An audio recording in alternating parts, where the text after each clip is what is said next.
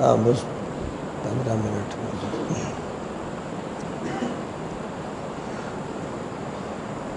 الحمد للہ وکفا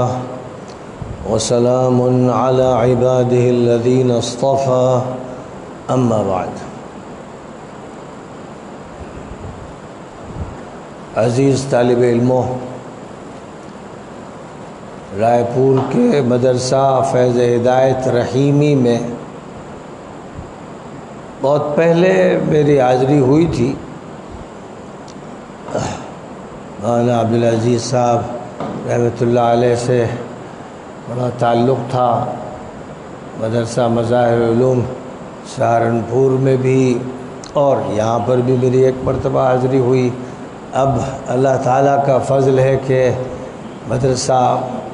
بہت وسیع ہو گیا ہے، بڑی خوبصورت مسجد بنی ہوئی ہے، طلباء کی اچھی تعداد یہاں پر پڑھتی ہے، اور معلوم ہوا کہ عربی درجات دور حدیث تک ہیں، یعنی تعلیم مکمل کی جاتی ہے. ہمارے یہاں کا جو مدارس کا نظام ہے اس میں دور حدیث کے ذریعے سے تعلیم کی تکمیل ہوتی ہے. اور واقعہ یہ ہے کہ ہماری پوری زندگی نبی اکرم صلی اللہ علیہ وسلم کی احادیث اور سیرت کی روشنی میں ہی صراط مستقیم پر گامزن ہو سکتی ہے. اگر احادیث اور سیرت ہماری نگاہوں سے اوجھل ہو جائیں اور ان کو اچھی طرح نہ پڑھا جائے اور ان کے ذریعے قرآن کو نہ سمجھا جائے تو پھر دین میں تحریف کے دروازے کھل جاتے ہیں. ایک طبقہ امت میں ایسا ہے جو قرآنی طبقہ یا قرآنی فرقہ کہلاتا ہے، یعنی وہ احادیث کا منکر ہے. اور ظاہر ہے کہ جو حدیث کے منکر ہیں وہ قرآن کے منکر ہیں. قرآن یہ بات کہتا ہے کہ اللہ تعالیٰ نے نبی اکرم صلی اللہ علیہ وسلم کو قرآن پاک کا مترجم بنایا ہے، ترجمان بنایا ہے، مفسر بنایا ہے، اور ارشاد فرمایا وَأَنزَلْنَا إِلَيْكَ الذِّكْرَ لِتُبَيِّنَ لِلنَّاسِ مَا نُزِّلَ إِلَيْهِمْ وَلَعَلَّهُمْ يَتَفَكَّرُونَ. یہ نصیحت نامہ ہم نے آپ کی طرف اتارا ہے تاکہ آپ لوگوں کے سامنے کھول کھول کر بتا دیں کہ کیا اتارا گیا ہے، اور وہ غور کریں، تدبر کریں، فکر کریں. پھر اللہ تعالیٰ نے صرف اتنا ہی نہیں کیا کہ نبی صلی اللہ علیہ وسلم پر قرآن اتارا اور بیان القرآن بھی اتار دیا، یہ کہتے ہوئے کہ لِتُبَيِّنَ لِلنَّاسِ مَا نُزِّلَ إِلَيْهِمْ، ساتھ ہی ساتھ اللہ تعالیٰ نے ابتدائی دور میں جب وحی کا نزول ہو رہا تھا یہ وعدہ بھی فرمایا کہ قرآن پاک کی حفاظت کی جائے گی، بیان القرآن کی حفاظت کی جائے گی، تلاوت القرآن کی حفاظت کی جائے گی. سورۃ القیامہ میں اللہ تعالیٰ نے نبی صلی اللہ علیہ وسلم کو مخاطب کرتے ہوئے فرمایا، جب آپ کو یہ فکر لاحق ہوتی تھی کہ میں جلدی سے قرآن پڑھ لوں، کہیں ایسا نہ ہو کہ بھول جاؤں، جبرائیل جو کچھ سنا رہے ہیں میں اس کو دہراتا چلا جاؤں، جس کے لیے آپ زبان کو جلدی جلدی حرکت دیتے تھے، تو اللہ نے فرمایا لا تحرک به لسانک لتعجل به ان علینا جمعه وقرآنه فإذا قرأناه فاتبع قرآنه ثم ان علینا بیانه. اب جلدی پڑھنے کی کوشش مت کیجئے، ہماری ذمہ داری ہے کہ ہم اس قرآن پاک کو محفوظ کریں گے، سینے میں بھی سفینے میں بھی یہ قرآن بھی محفوظ کیا جائے گا، اور اس کی تلاوت اور اس کی ترتیل اور اس کی تجوید کی بھی حفاظت کی جائے گی. ثم ان علینا بیانہ، پھر بیان القرآن کی بھی حفاظت کی جائے گی. ہم قرآن کے بیان کی بھی حفاظت کریں گے، قرآن کی تلاوت کی بھی حفاظت کریں گے، قرآن کے متن کی بھی حفاظت کریں گے۔ اور اللہ نے جو وعدے فرمائے وہ وعدے اللہ کے سب پورے ہو گئے۔ 1450 سال گزر گئے، ہم دیکھ رہے ہیں کہ پوری دنیا میں متن قرآن محفوظ، قرآن کی تجوید و ترتیل و تلاوت محفوظ، اور قرآن کا بیان محفوظ۔ نہ قرآن کے متن میں کوئی تحریف کی جا سکی، نہ قرآن کی قراءات میں کوئی تحریف کی جا سکی، نہ قرآن کے بیان میں کوئی تحریف کی جا سکی۔ مدارس کی ذمہ داری یہ ہوتی ہے کہ نبی اکرم صلی اللہ علیہ وسلم نے مکہ مکرمہ سے ہجرت کر کے مدینہ منورہ میں جو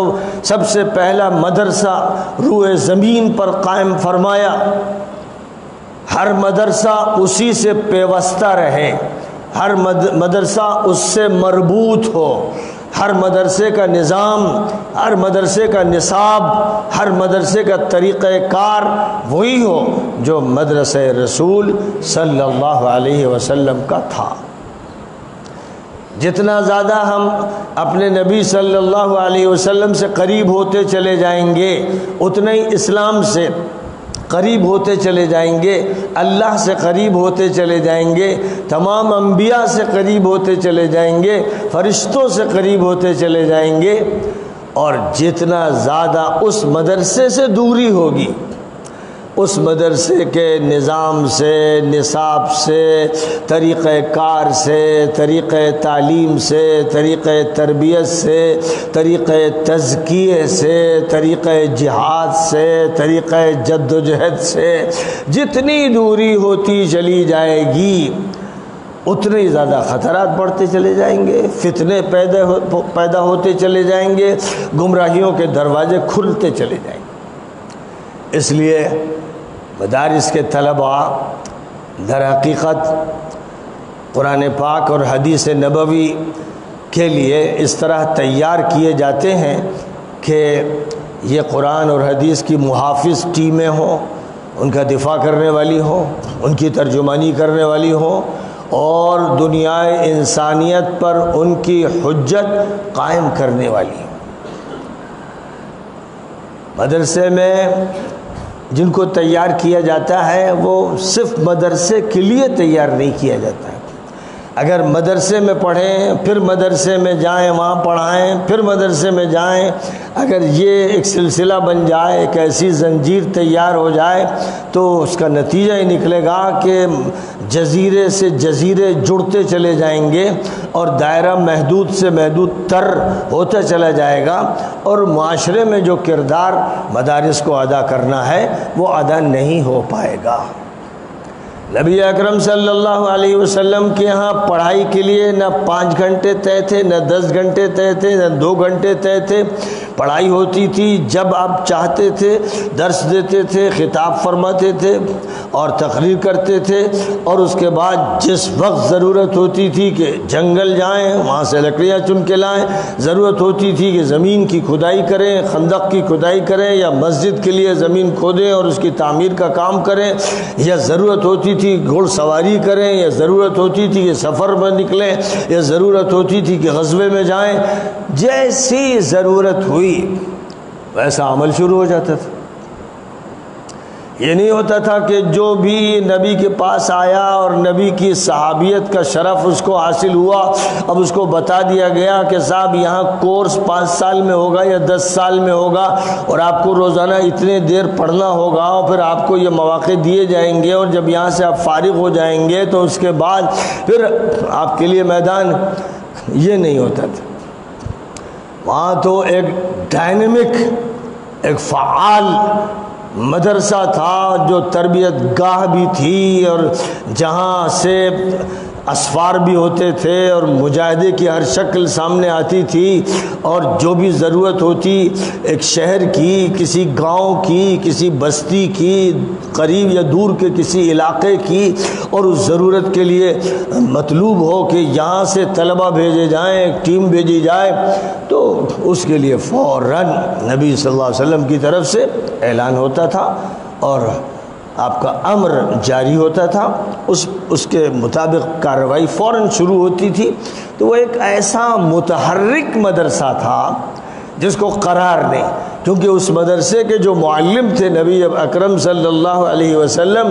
ابھی مدینہ منورہ میں تشریف رکھتے ہیں، اور ابھی بدر کے لیے جانا پڑ رہا ہے، اور ابھی احد کے لیے نکلنا پڑ رہا ہے، اور ابھی خندق کی کھدائی میں مشغول ہے، اور ابھی بنی المصطلق کی طرف جا رہے ہیں، اور کبھی ذات الرقاع کی طرف جا رہے ہیں، اور کبھی حدیبیہ تک پہنچ رہے ہیں، اور کبھی عمرۃ القضاء کر رہے ہیں، اور کبھی فتح مکہ کے لیے نکل رہے ہیں، اور کبھی موتا کے لیے بھیج رہے ہیں، اور کبھی خود ہی تبوک کا سفر کر رہے ہیں۔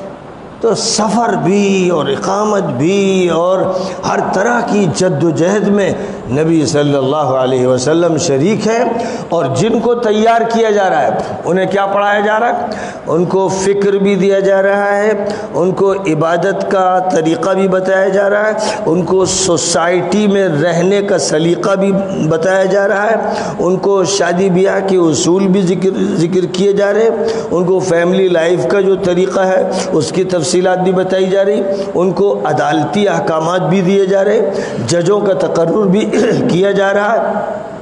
گواہیوں کے سلسلے کی ہدایات بھی دی جا رہی، اور کسی کیس کو سننے اور فیصلہ کرنے کے بارے میں بھی ہدایات دی جا رہی،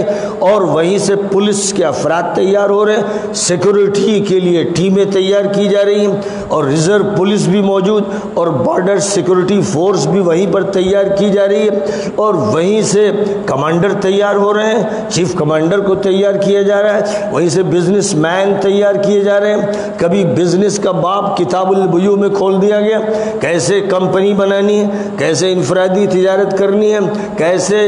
ہم کو ایکسپورٹ کرنا ہے، کیسے امپورٹ کرنا ہے۔ کبھی موضوع چھڑ گیا ہے کھیتی باڑی کا، باغات کا، کیسے ہم کو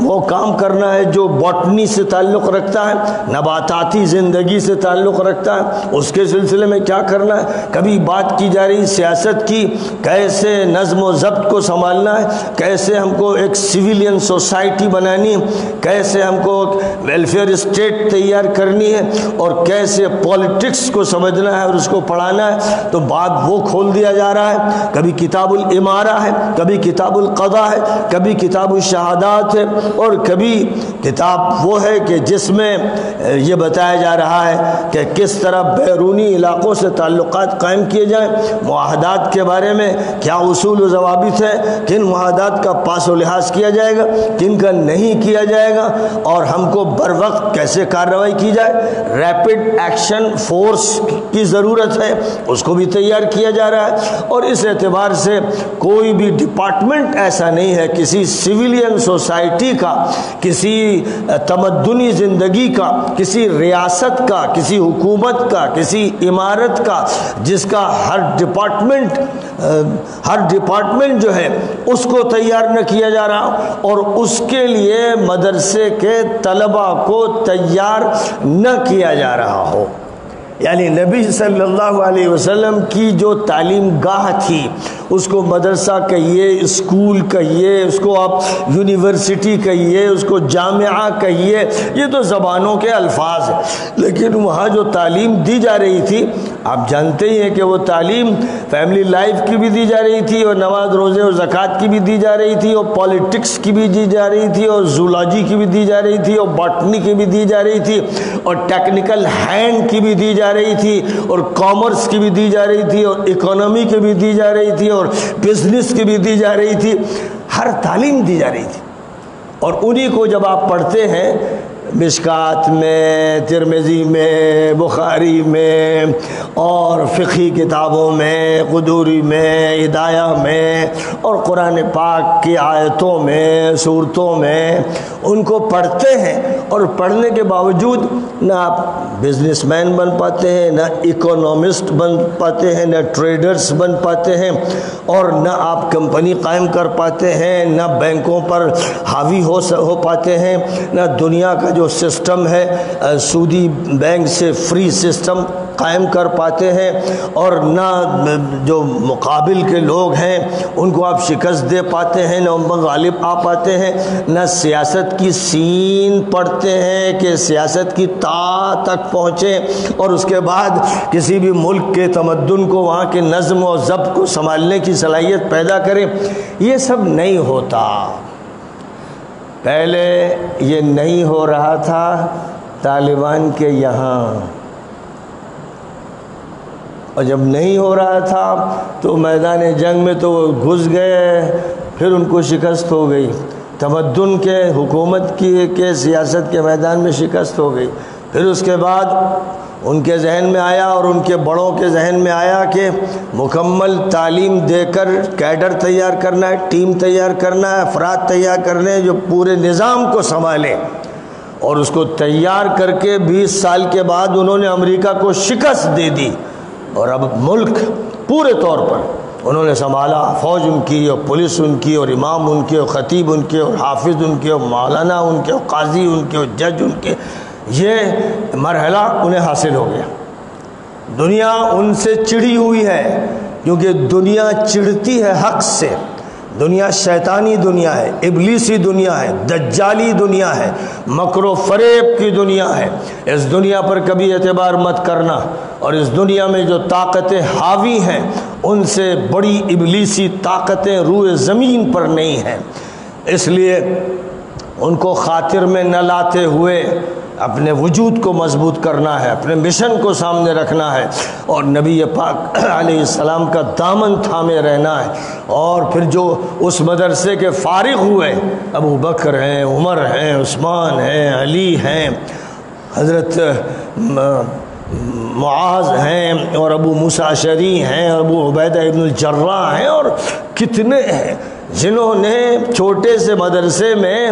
جہاں زمین پر نہ چٹائی تھی اور دری کا تو تصور نہیں، اور جو ستون تھے وہ کھجور کے تنوں کے تھے، اور جو چھت تھی وہ کھجور کے پتوں سے، اذخر کی گھاس سے اور مٹی سے بنی ہوئی تھی۔ ان مدرسوں میں جن طلبہ نے پڑھا، انہوں نے فوجوں کی قیادت کی، انہوں نے تمدن کو فتح کیا، انہوں نے حکومتوں کو فتح کیا، انہوں نے 2 سپر پاور پرشین امپائر اور رومن امپائر کو شکست دے دی، اور وہ مدینہ منورہ سے ہندوستان تک، ملیشیا تک، انڈونیشیا تک، نیوزی لینڈ تک چلے گئے۔ ادھر سے دوسری طرف جب چلے تو سیریا اور عراق سے لے کر، مصر سے لے کر اسپین تک، اور آگے بڑھتے ہوئے امریکہ تک چلے گئے، دنیا کے تمام ملکوں میں پھیلتے چلے گئے۔ اگر پہلی نسل نہیں پھیلی تو دوسری، دوسری نہیں تو تیسری،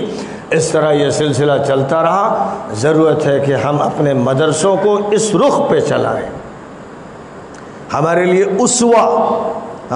اسوہ رسول اللہ صلی اللہ علیہ وسلم کی ذات ہے۔ جب ہم ادھر سے نگاہ ہٹا لیتے ہیں اور نگاہ ہماری کسی شخصیت اور کسی دور پر اٹک جاتی ہے تو ہم رک جاتے ہیں، محدود ہو جاتے ہیں۔ لیکن اگر ہم اسے یاد رکھیں، لَقَدْ كَانَ لَكُمْ فِي رَسُولِ اللَّهِ أُسْوَةٌ حَسَنَةٌ، اللہ کے رسول کی ذات میں بہترین نمونہ ہے۔ اس لیے ہمیں چاہیے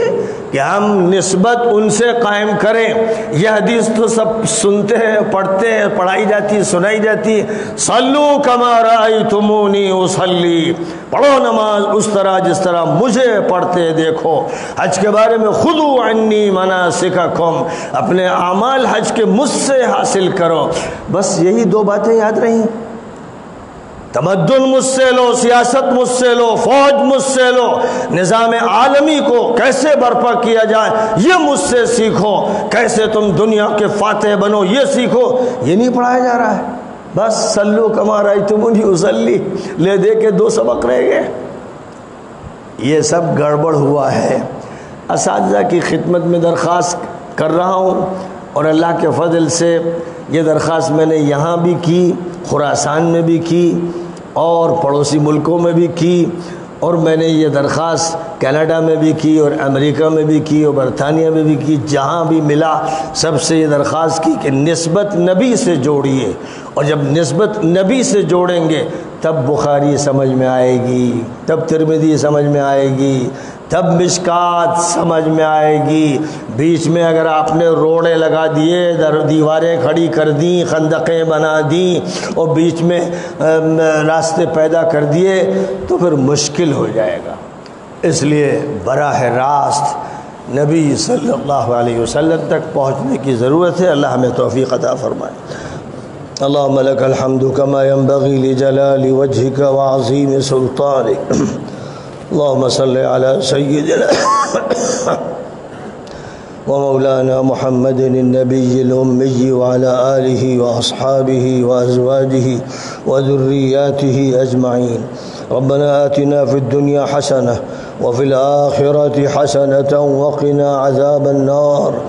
ربنا آتنا من لدنك رحمة وهيئ لنا من أمرنا رشدا۔